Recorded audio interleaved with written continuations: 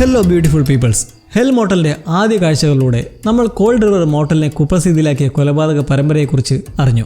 30 വർഷങ്ങൾക്ക് ശേഷം ഈ കെട്ടിടത്തിന് വീണ്ടും ജീവൻ നൽകി ഉചിതമായ കുറച്ച് പേർക്കായി ഇൻട്രൊഡ്യൂസ് ചെയ്തപ്പോൾ വീണ്ടും ഒരു ശാപമെന്ന പോലെ ദുരൂഹ സംഭവങ്ങൾ അരങ്ങേറാൻ തുടങ്ങിയിരിക്കുന്നു. ഇതിനെല്ലാം ഒരു തുടക്കമില്ലേ? റൂബിയും അവളുടെ ട്രാൻസാക്ഷൽ ഫ്രണ്ടും കണ്ടുപിടിച്ചതായിരുന്നു പ്രവർത്തനരഹിതമായിരുന്ന ഈ കോൾഡ് റിവർ മോട്ടൽ. ഒരു സർപ്രൈസ് എന്ന പോലെ തൻ്റെ പങ്കാളിയെ ആദ്യം കൊണ്ട് കാണിച്ചപ്പോൾ പോർഷ്യയ്ക്ക് നല്ല സന്തോഷമൊക്കെ ആയിരുന്നേലും അവളുടെ ആദ്യ ചോദ്യം തന്നെ ഇത്തരം വലിയ കാട്ടിനുള്ളിലെ ഒറ്റപ്പെട്ട സ്ഥലത്ത് നമ്മൾ ഈ മോട്ടൽ പുതുക്കിപ്പടുത്താൽ ആര് താമസിക്കാൻ വരാനാ എന്നായിരുന്നു. നാടിനെ തന്നെ പിടിച്ചുകുലുക്കിയ കൂട്ടക്കൊലപാതകം നടന്ന ആ മോട്ടലിനെ വീണ്ടും ജീവൻ വയ്ക്കുമ്പോൾ ക്രൈമിനെ ഇഷ്ടപ്പെടുന്ന ട്രൂ ക്രൈം ലവേഴ്സ് ഇവിടേക്ക് ഒഴുകും എന്നായിരുന്നു റൂബിയുടെയും സുഹൃത്തിൻ്റെയും കണക്കൂട്ടൽ. ഇത്തരം കാര്യങ്ങളിൽ നല്ല താല്പര്യമുള്ളവരായതുകൊണ്ട് തന്നെ റൂബിയുടെ കണ്ടെത്തൽ തുടങ്ങി. പിന്നീട് പോർഷ്യമൊത്ത് തുനിഞ്ഞിറങ്ങി മോട്ടലിലെ പൊടി തട്ടി മിനുക്കിയെടുത്തപ്പോൾ എന്നാൽ തുടക്കത്തിൽ തന്നെ പ്രശ്നാന്തരീക്ഷത്തിൻ്റെ കാഴ്ച. അതിഥികൾക്കായി നിയമിച്ച സമയൽക്കാരനും ദുരൂഹമായി കൊല്ലപ്പെട്ടിരിക്കുന്നു. രക്ഷപ്പെടാൻ കരുതി ആർവിയും ആരോ തകർത്തിരിക്കുന്നു. ഫ്ലോയിഡ് കത്തുന്ന അറിവിലേക്ക് ചാടിക്കയറാൻ നോക്കുന്നതിലും അയാളെ പിടിച്ചു മാറ്റുമ്പോൾ ഇതെല്ലാം അയാളൊരു നമ്പർ എടുക്കുകയാണെന്ന് അറിയാമല്ലോ അല്ലേ? എല്ലാവരും നല്ലോണം വിരണ്ടു നിൽക്കുകയാണെങ്കിലും റൂബിക്കും പോർഷ്യയ്ക്കും അത് പുറത്തു കാണിക്കാൻ പറ്റില്ല. ഓണേഴ്സ് അല്ലേ? ഗസ്റ്റുകളെല്ലാം പരിഭ്രാന്തരായി നിന്ന് ബഹളം വയ്ക്കുന്നത് കണ്ട് റൂബി അവരോടെല്ലാമായി മോട്ടലിലേക്ക് തിരികെ കയറാനായി വിളിക്കുന്നതിലും അവരെല്ലാം തിരിഞ്ഞ മട്ടാണ്.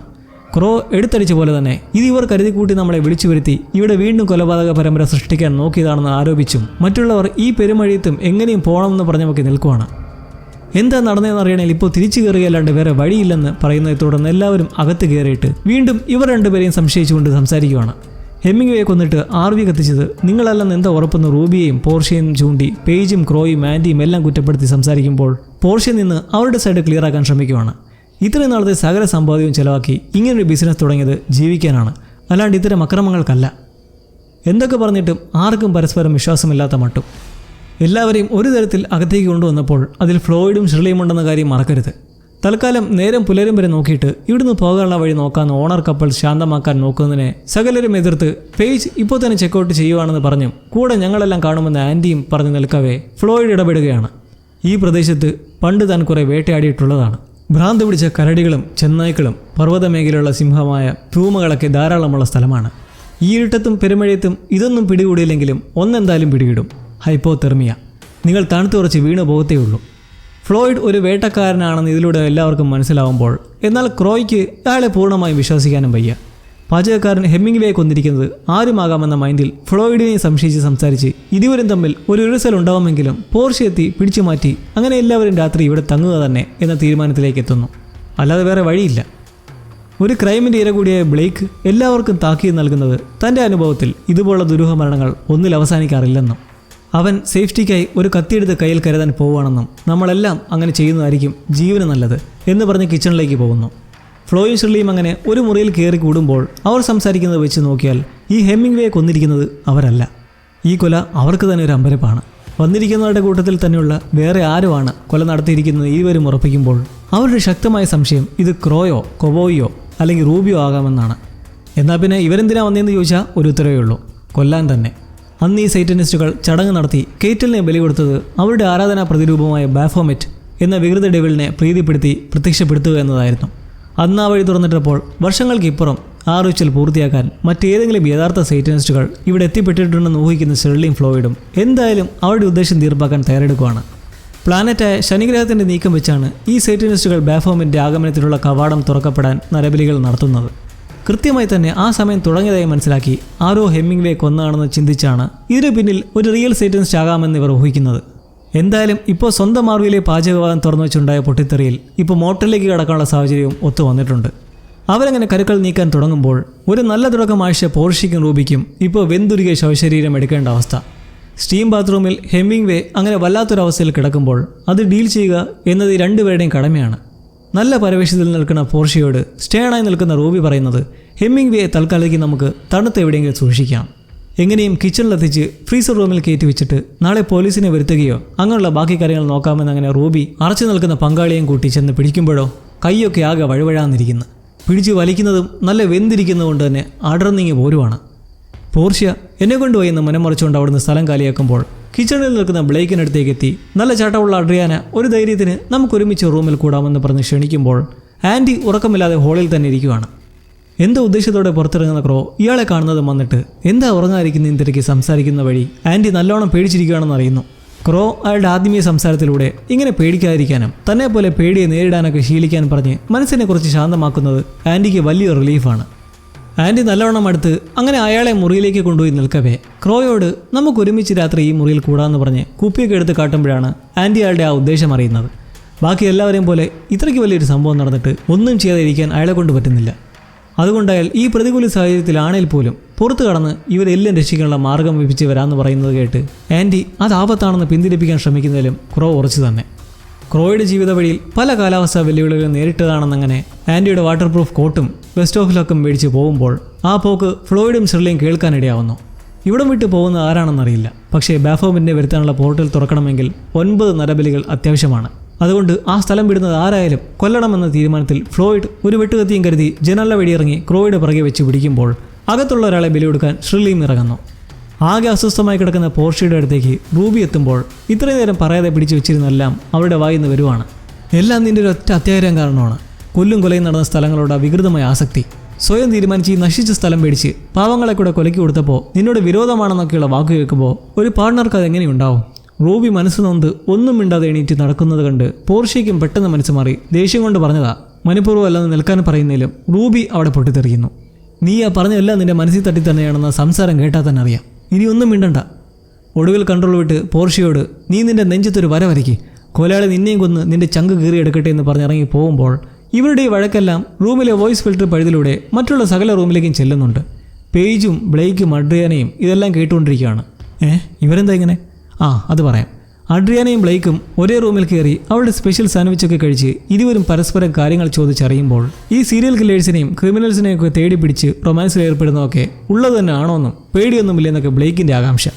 അതിൻ്റെ ഒരു ത്രില്ലൊന്ന് വേറെ തന്നെയാണെന്നും ആ പേടിയാണ് തൻ്റെ മൂടെന്നും പറഞ്ഞിട്ട് അഡ്രിയാനമല്ലേ അവൻ്റെ അടുത്ത് വന്ന് ഉമ്മ വെച്ചൊക്കെ അടുക്കുമ്പോൾ അവളുടെ കയ്യിലാണെങ്കിൽ ഹാൻഡ് കഫ്സും. അഡ്രിയാനയുടെ മറ്റൊരു ഫാൻറ്റസി. ബ്ലെയ്ക്കിനാണെങ്കിൽ നല്ല ടെൻഷനും ഉണ്ട്, എന്നാൽ പോകാനും വയ്യ. ആ കൂടും തണുപ്പത്ത് ക്രോ മഴയും നനഞ്ഞ് നടക്കവേ കാണാം മുന്നിലൊരു ചെന്നായ. അത് ചീറി അനങ്ങാതെ തന്നെ നിൽക്കുന്നത് കണ്ട് ക്രോ പതറി നിൽക്കെ അയാളെ പിന്തുടർന്ന് വന്നുകൊണ്ടിരിക്കുന്ന ഫ്ലോയിഡ് ഇത് കണ്ട് ഒരു വലിയ കല്ലെടുത്തിട്ട് ചെന്ന് നിന്ന് തന്നെ എറിഞ്ഞു ഒട്ടിക്കുന്നു. നന്ദി പറയുന്ന ക്രോ അടുത്ത നിമിഷം തന്നെ ചോദിക്കുന്നത് നിങ്ങൾ ഈ സമയത്ത് എന്താ ഇവിടെയെന്ന്. ഇവിടെയുള്ള അപകടത്തെപ്പറ്റി പറഞ്ഞിട്ടും നീ എന്തിനാ പുറത്തിറങ്ങിയെന്ന് ഫ്ലോയിഡ് ചോദിക്കുന്നത് കേട്ട് ഞാനിതിന് വല്ലയിടത്തും വന്ന് നിന്നെ അനുസരിക്കുന്നതെന്ന് നിന്നങ്ങനെ സംസാരം കൊഴുക്കവേ ക്രോ പറയുന്നത് അവൻ എല്ലാവരെയും സംശയമാണ്. മരിച്ച ഹെമ്മിംഗ് ഒഴിച്ച് എവിടെ നിന്നോ പൊടുന്നനെ ഒരു ആർവിയുമായി പ്രത്യക്ഷപ്പെടുന്നു. ആ വണ്ടി ദുരൂഹമായി പൊട്ടിത്തെറിക്കുന്നു.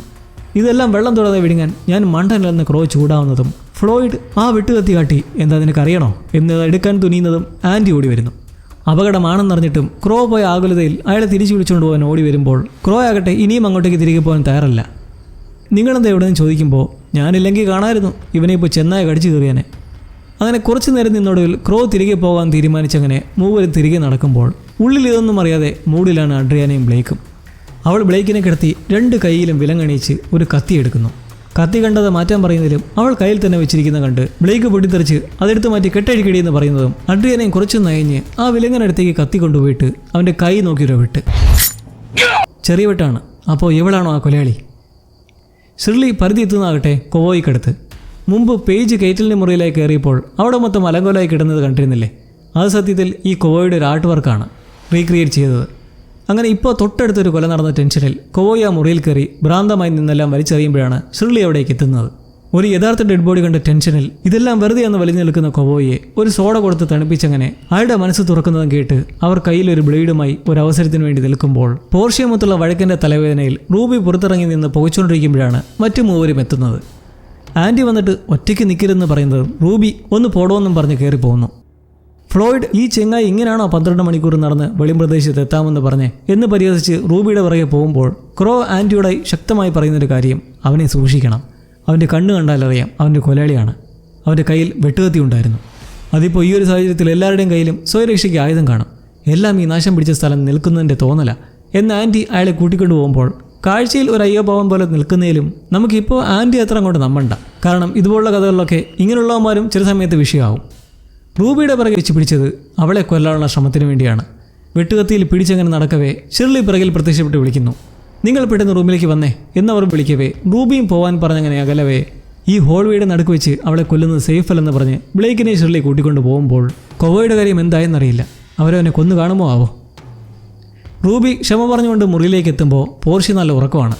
സ്ലീപ്പിംഗ് പിൽസ് എടുത്താണ് ഉറങ്ങുന്നത് കണ്ട് ഒരു പില്ലെടുത്ത് റൂബിയും കഴിച്ച് ദേഷ്യമൊക്കെ മാറി പോർഷ്യ ഒന്ന് ചുംബിച്ചിട്ട് കിടക്കുന്നു. ഈ സമയം പേജ് മുറിയിൽ കിടന്ന് കേൾക്കുന്ന ഒച്ചപ്പാടും അലർച്ചയും ക്രോയുടേതാണ്. എല്ലാവരുടെയും മുന്നിൽ ഒരു സമാധാനപ്രിയനായും ശാന്തനുമായാണ് ഇയാൾ നിന്നതെങ്കിലും ഉള്ളിൽ ക്രോ എത്രമാത്രം ആവലാതിയിലാണെന്ന് ഇവിടെ മനസ്സിലാവുകയാണ്. ഇവിടെ ഇങ്ങനെ നിൽക്കാൻ പറ്റില്ലെന്നും എന്തെങ്കിലും ചെയ്യണമെന്നും കിടന്ന് ഒച്ച വയ്ക്കുമ്പോൾ ബ്ലേക്ക് അവൻ മരിച്ചിട്ടില്ല. അഡ്രിയാനയുടെ വൈകൃതമായ റൊമാൻസ് ഫാൻറ്റസിയിലുള്ളതാണ് ഈ ചെറിയ മുറിക്കൽ പരിപാടിയൊക്കെ. ഇരുവരും തമ്മിൽ റൊമാൻസ് എല്ലാം കഴിഞ്ഞങ്ങനെ സമാധാനത്തിലിരിക്കവേ അവളുടെ സംശയം മുമ്പ് ബ്ലേക്ക് പറഞ്ഞത് കൊല ഇനിയും നടക്കുമെന്നല്ലേ, അപ്പോൾ അടുത്തതാരായിരിക്കുമെന്ന്.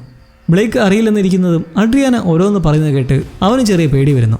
ആൾ പറയുന്നതോ ഇനി അടുത്തത് പേജ് ആണല്ലോ, വേണമെങ്കിൽ നമുക്ക് തന്നെ അവളെ കൊന്നിട്ട് അത് യഥാർത്ഥ കൊലയാളുടെ തലയ്ക്ക് ഇട്ടാൽ പോരെ. സംഭവം ഒരു രസത്തിന് അവൾ വെറുതെ പറയുന്നതാണേലും ബ്ലേക്ക് ഇവളുടെ കൂടെ നിൽക്കുന്നത് പന്തിയല്ലെന്ന് കണ്ട് മെല്ലെ അവിടുന്ന് സ്കൂട്ടാവുന്നു. അങ്ങനെ കുറച്ചു നേരം കഴിയുന്നതും മുറിയിൽ പോർഷ്യ ആരോ കടന്നു പിടിക്കുവാണ്. ഗ്ലൗസ് ധരിച്ച കൈ അവളുടെ വായ പൊത്തി ശബ്ദം പുറത്തു വരാതിരിക്കാൻ അമർത്തി പിടിച്ചിട്ട് ഉടൻ അടിയിലൂടെ ഒരു കൂർത്ത കത്തി കുത്തി കയറ്റുന്നു. നെഞ്ചിലേക്ക് വീണ്ടും വീണ്ടും കുത്തി അരിയുന്നതും നിമിഷ നേരം കൊണ്ട് പോർഷ്യയുടെ ജീവൻ നിലയ്ക്കുന്നു. കൊലയാളി അടുത്ത കൊലയും ഇപ്പോൾ നടത്തിയപ്പോൾ അത് റൂബിയല്ലെന്ന് ഉറപ്പിക്കാം. വാനോളം പ്രതീക്ഷയോടെ ഇരുവരും ഒരുമിച്ച് നിന്ന് ഒരുപാട് കഠിന പ്രയത്നത്തിലൂടെ പടുത്തുയർത്തിയൊരു സ്വപ്നം. അവിടെ നിന്നൊരു തുടക്കത്തിനായി കുറച്ചുപേരെ ക്ഷണിച്ച് അവരെ വരവേൽക്കാൻ കൈപിടിച്ച് നടന്ന പോർഷ്യയും റൂബിയും ഇനി ഒരുമിച്ചില്ല. മയക്കത്തിൽ നിന്ന് റൂബി മെല്ലെ ഉണരുന്നത് ശക്തമായ മഴയിലെ മുകളിലെ എന്തോ ഒരു ചോർച്ചയുടെ ശബ്ദം കേട്ട്. പോർഷ്യയോട് എന്താ അത്, നിനക്ക് കേൾക്കാവോ, എന്തേലും ചോർച്ചയുണ്ടോ എന്ന് മെല്ലെ മുകളിലേക്ക് നോക്കി പറഞ്ഞിട്ട് തിരിച്ചു നോക്കുന്നതും ചോരയിൽ മുങ്ങിക്കിടക്കുന്ന പോർഷ്യയും അവളുടെ നെഞ്ചിലെടുത്തു വെച്ചിരിക്കുന്ന ഹൃദയവും. ഇത് കണ്ട് സമനില തെറ്റി വാവിട്ട് അലറിക്കരയുന്ന ഒരു ഭീകര മൊമെൻറ്റ്. ഈ സാഹചര്യത്തിൽ നിന്ന് മനസ്സിലാക്കാം ആ കൊലയാളി എത്രത്തോളം പൈശാചികമാണെന്നും പ്രശ്നം എത്രത്തോളം രൂക്ഷമായിരിക്കുകയാണെന്നും. വെറുതെ അപ്പോഴത്തെ ദേഷ്യത്തിൽ പറഞ്ഞതാണേലും റൂബി പറഞ്ഞത് അറം പറ്റിയപ്പോൾ അവൾക്കിനി സമാധാനത്തിലേക്ക് ഒരു തിരിച്ചുവരവില്ല. എന്നാലും ഫ്ലോയിഡും ഷെർലിയും അല്ലാതെ വേറൊരു കൊലയാളി അതാരായിരിക്കും? ഇനി യഥാർത്ഥ കൊലയാളി ആ മോട്ടലിന് പുറത്തായി കറങ്ങി തിരിഞ്ഞ് നടപ്പുള്ള ആരെങ്കിലും ആണോ? നമ്മളിപ്പോൾ മോട്ടലിലുള്ള സകലരെയും സംശയിക്കുമ്പോഴും ഒരാളെ വിട്ടുപോകരുത്. ഇവരെല്ലാം വണ്ടിയിൽ ഇങ്ങോട്ടേക്ക് എത്തിച്ച ആ ഡ്രൈവർ. അയാൾ എല്ലാവരെയും ഇറക്കി ലഗേജും വെച്ച് വലിയ അട്രാക്ഷനൊന്നും ഇല്ലാതെ പോയതാണെങ്കിലും ഇത്തരം കഥകളിൽ എന്തും സംഭവിക്കാം. ആദ്യ എപ്പിസോഡിൽ പേജിനൊരു പ്രാധാന്യം കൊടുത്തപ്പോൾ ഈ അധ്യായത്തിൽ ബാക്കിയുള്ളവരുടെ ഏകദേശ രീതികളും ചുറ്റുപാടും കൂടി മനസ്സിലായി. നിഗൂഢതകൾ നിറഞ്ഞ മോട്ടലിലെ കാഴ്ചകളുമായി നമുക്കിപ്പോൾ വീണ്ടും കാത്തിരുന്നു കാണാം.